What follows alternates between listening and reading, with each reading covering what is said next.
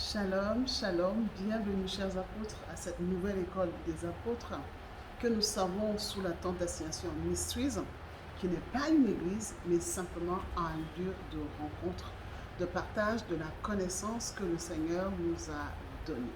Alors, chers excellences, aujourd'hui, nous allons parler de la perfection qui est accessible, de la perfection qui est possible. Pourquoi, comment, mais avant toute chose, une petite prière. Éternel, mon Dieu, mon roi, Dieu trois fois saint, nous te remercions de nous avoir permis d'être ici et maintenant à cette sainte convocation. Nous te prions de nous pardonner tout manquement à toi. Tout ce que nous avons fait, Seigneur, qui a contré ton cœur et qui nous a éloignés de toi. Accorde-nous, Éternel, mon Dieu, mon roi, ta miséricorde, ta compassion, afin que, Seigneur, nos prières, nos actions de grâce, nos attentes, notre connaissance te parviennent comme un parfum d'agréable odeur, afin que seul le Saint-Esprit nous guide et nous illumine de plus en plus. Nous t'avons prié. Amen. Alors, chers apôtres, la perfection est possible. En français, on dit souvent que la perfection n'existe pas. Mais en Dieu, la perfection existe, elle est possible et elle nous a été donnée pour que nous puissions y marcher. Commençons déjà. Lorsque nous parlons de perfection, il s'agit de la perfection spirituelle, bien sûr. Ce n'est pas de la perfection physique, la perfection spirituelle. Et qu'est-ce que c'est que la perfection spirituelle? C'est simplement le processus par lequel l'homme rentre dans l'image que Dieu lui a donnée en l'envoyant sur terre par sa grâce. L'homme rentre dans l'image, dans la volonté que Dieu a envoyée sur terre par lui, par la grâce. Et lorsqu'il correspond à cette image, par cette grâce, effectivement, il peut vivre dans la perfection. Cette perfection nous est donnée, comme nous l'avons déjà dit, par la grâce. Parce que la grâce, comme nous le savons déjà, c'est tout un paquet cadeau. C'est un paquet cadeau que le Seigneur nous a fait, que le Seigneur nous a donné, en nous envoyant sur terre, afin qu'il n'y ait plus de sentiment d'insatisfaction. Nous nous expliquons un peu mieux. Prenons Paul, un de ces apôtres qui était le plus édifiant. Lorsqu'il demande au Créateur de lui enlever cette écharpe qu'il porte, qu'est-ce que le Seigneur lui dit? Le Seigneur lui dit, ma grâce te suffit. Ma grâce te suffit. Lorsque nous prenons la grâce au premier degré, on va se dire que oui, le fait d'être en présence de Dieu est suffisant et rien ne vaut cette présence-là. Mais on peut aller plus loin. Lorsque le Seigneur dit à Paul, ma grâce te suffit, ça veut dire une des choses. Soit tu es dans ma volonté parfaite et tu sais que cette écharde a sa raison d'être. Et donc, parce que tu es dans ma volonté parfaite, tu l'acceptes et elle ne représente plus un problème, un inconfort de quelque façon que ce soit. 2. Ou alors, cette écharde dans ma volonté parfaite n'est pas censée être là. Et parce qu'elle n'est pas censée être là, par la grâce que je t'ai donnée, à un moment ou à un autre, elle n'existera plus. Donc on comprend que lorsque le Seigneur nous donne la grâce de faire quelque chose, ça veut dire qu'il nous donne le nécessaire pour y arriver. C'est pour cela que je vous enverrai encore une fois de plus aller suivre cet enseignement sur la grâce. Il est édifiant et il vous permettra de bien comprendre, chers apôtres, véritablement où nous allons. Donc, la grâce de Dieu qui nous permet effectivement d'accéder à la perfection, de commencer le chemin de la perfection. Et Dieu n'est pas seulement Dieu avec nous, mais c'est Dieu en nous. Dieu en nous. Donc lorsque nous parlons de perfection spirituelle, qu'est-ce que ça veut dire? Ça veut dire simplement vivre sur terre sans péché. Vous allez me dire, mais c'est pas possible ça. C'est pas faisable d'être sur terre et de ne pas pécher. Qui a pu le faire? Je peux vous dire que oui. Le premier d'entre nous l'a fait. Jésus-Christ l'a fait. Jésus-Christ a vécu sans péché. Pourquoi? Parce qu'il a accepté la volonté de son Père, qui est notre Père, jusqu'à la mort à la croix. Donc nous comprenons que si nous sommes vraiment dans le chemin de la perfection et que nous pensons que ce chemin est possible et que on peut atteindre la perfection, il faut fondamentalement et intrinsèquement même vivre dans la volonté parfaite de Dieu. Et Jésus-Christ nous invite à faire pareil. S'il a vécu sans péché, ça veut dire qu'il nous appelle aussi à vivre sans péché. Il nous le dit, celui qui demeure en moi doit aussi marcher comme moi. Saint comme notre Père est, saint nous devons être. Nous devons imiter Christ. Donc nous comprenons que la perfection spirituelle existe. Jésus-Christ l'a accompli. Cela nous est aussi donné. Christ nous invite à être parfaits. Parce que tel le Seigneur est, tel nous sommes. Mais simplement, c'est un chemin dans lequel nous devons entrer. C'est un processus de transformation dans lequel nous devons entrer par le Saint-Esprit. C'est le Saint-Esprit véritablement qui nous permet de rentrer dans ce chemin pour savoir la vérité et avoir la vie en abondance. Mais la grâce nous est accordée ici, chers apôtres, de ne pas vivre physiquement comme Jésus-Christ, ce chemin de perfection. La grâce est la nôtre aujourd'hui, en Jésus-Christ, de le vivre spirituellement. Lorsque le Seigneur nous demande de fuir le péché, c'est un point de départ du chemin de la perfection. Jésus-Christ est le chemin, la vérité et la vie. Donc, nous devons suivre son chemin afin que la vérité nous soit révélée. La vérité sur quoi? La vérité d'où nous venons, où nous sommes et où nous allons. Donc, il est important de comprendre cela. C'est possible et c'est faisable. C'est vrai que c'est difficile parce que cela nous sort des sentiers battus. Cela nous sort de ce que nous avons l'habitude d'entendre ou de faire. Donc, il est possible pour nous de vivre sans péché. Et vivre sans péché, pas selon les hommes, mais selon Dieu. Parce que le Saint-Esprit, véritablement, nous inscrit dans la volonté parfaite de Dieu. Et lorsque nous faisons la volonté parfaite du Seigneur, nous sommes en lui. La preuve, Jésus-Christ parfois a eu des mots durs avec soit la foule, soit les scribes, soit les pharisiens, en les traitant de serpents, race de vipères. On peut dire qu'il les a insultés, humainement parlant. Mais dans la volonté de Dieu, est-ce qu'il avait commis un impair? Pas du tout.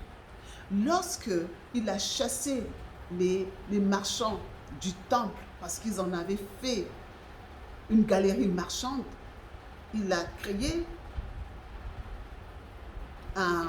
une esclandre. Ça a fait un bruit à nul autre pareil.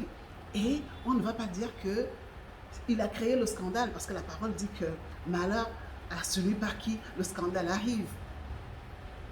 On comprend très bien que lorsque nous sommes en Dieu par le Saint-Esprit et que nous obéissons à ses voies, on peut vivre sans péché. On pourra faire des choses qui sont pas acceptables aux yeux des hommes, mais acceptables aux yeux de Dieu. Et aussi faire des choses que nous pensons qui sont acceptables devant les hommes, par les hommes, mais qui, devant le Seigneur, ne veulent absolument rien dire, ne nous ajoutent rien dans ce que nous faisons. Nous devons comprendre aujourd'hui que l'ennemi se servant de la parole pour s'incruster, de façon simple, par exemple, la parole nous dit quoi? Elle nous demande d'aider les veuves et les orphelins. Ah donc, nous, de façon normale, sans nous poser la question, lorsqu'on va voir un orphelin, une veuve, on est porté à aider. Mais je vais vous raconter un témoignage. Une veuve vient vers moi à la tente d'assignation et elle me parle, me pose ses problèmes et je demande au Seigneur que, Père, qu'est-ce que je peux faire pour ta fille? Il me dit, rien, tu ne lui donnes absolument rien. Je suis estomaquée, je suis étonnée. Et il me dit, elle me doit. Alors, je retourne vers madame et je lui dis, je suis vraiment désolée. Le Seigneur me dit que tu lui dois quelque chose. Et elle reconnaît, heureusement, que effectivement, elle avait utilisé sa dîme. Voilà un témoignage qui peut être, on peut penser que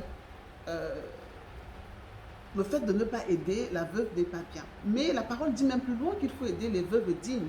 Alors, comment est-ce qu'on va savoir que telle veuve est digne, tel orphelin est digne?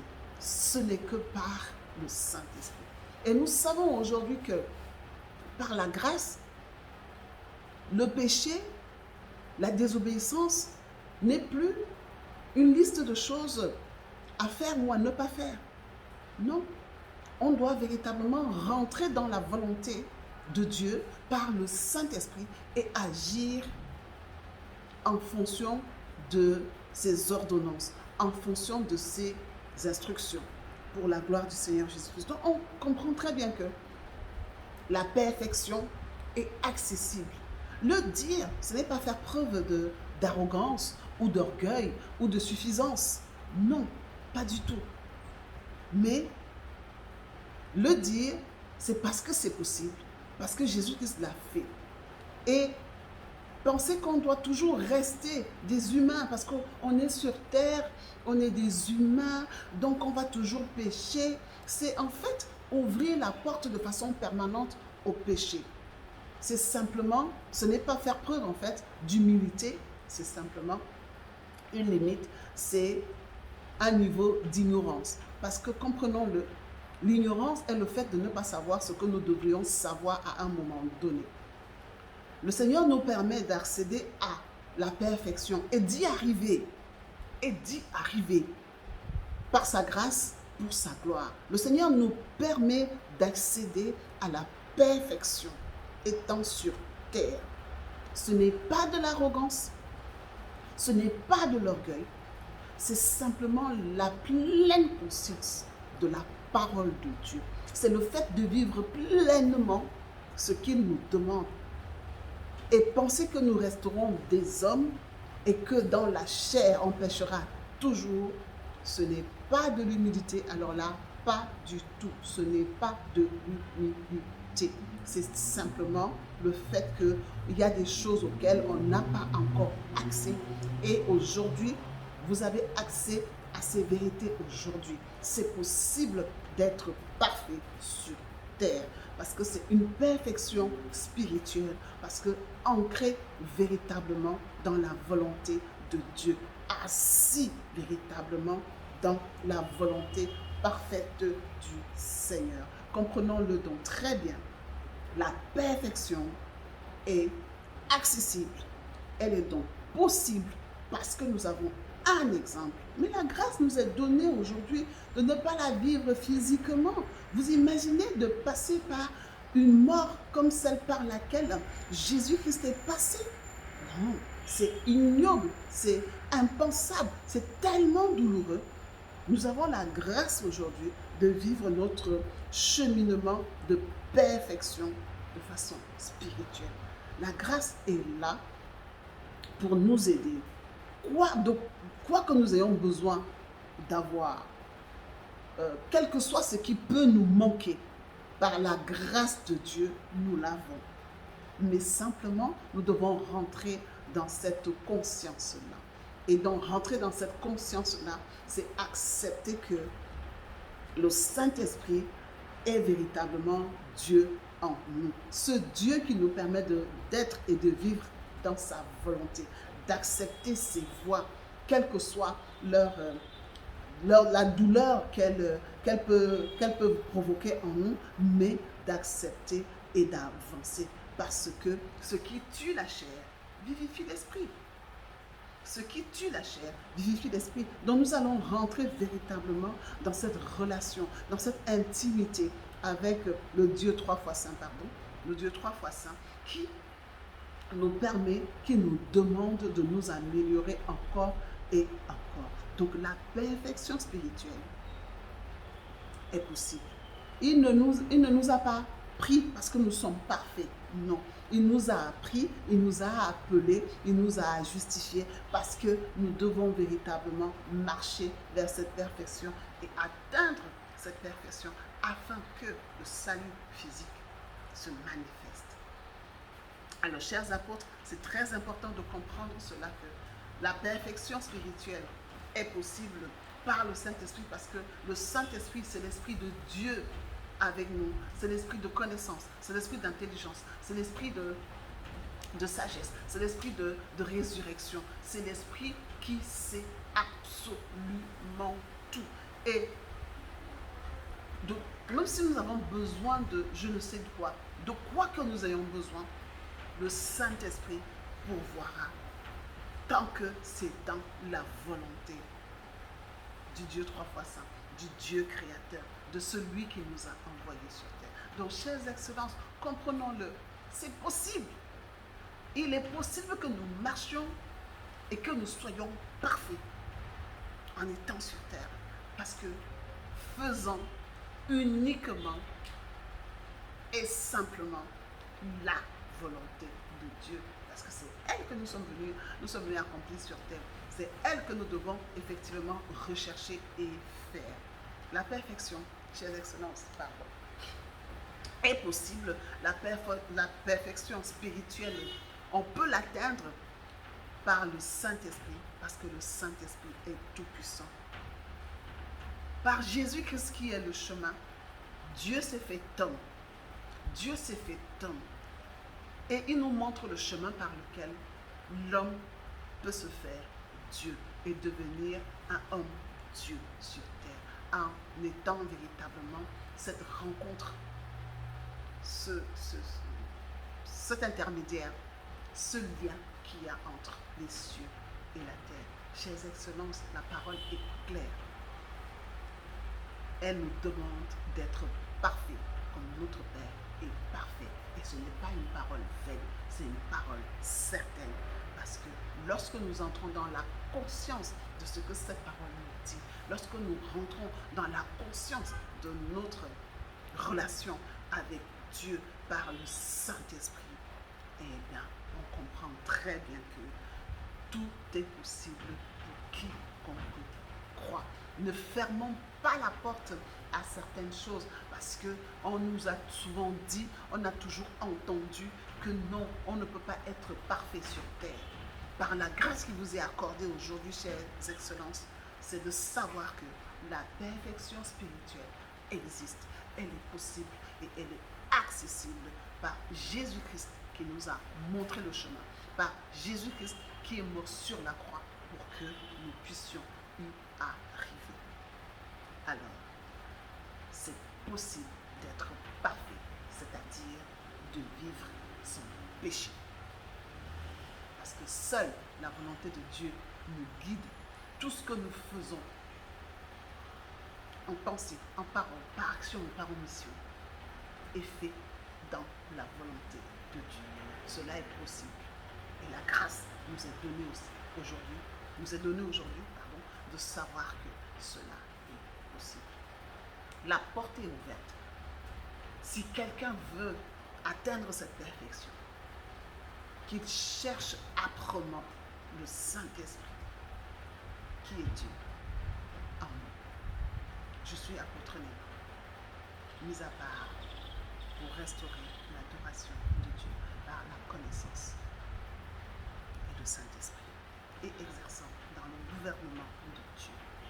Que cette parole aujourd'hui, je la vois comme une parole qui ouvre les portes, qui rend certaines choses qui étaient inaccessibles accessibles.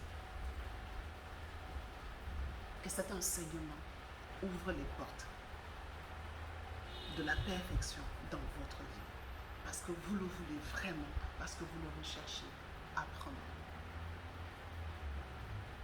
Que le Seigneur vous bénisse et vous garde. Shalom, shalom, shalom.